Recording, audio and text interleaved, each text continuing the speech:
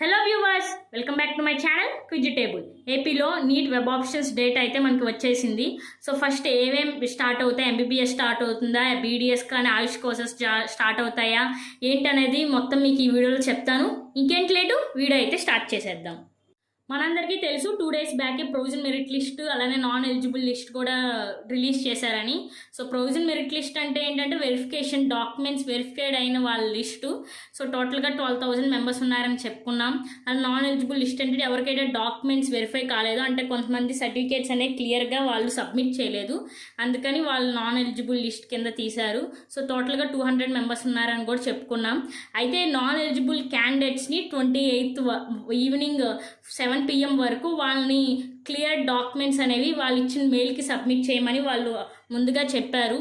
So 28th వరకు మనకి non eligible list క్యాండిడేట్స్ది వెరిఫికేషన్ డాక్యుమెంట్ వెరిఫికేషన్ అయితే జరుగుతూ ఉంటుంది.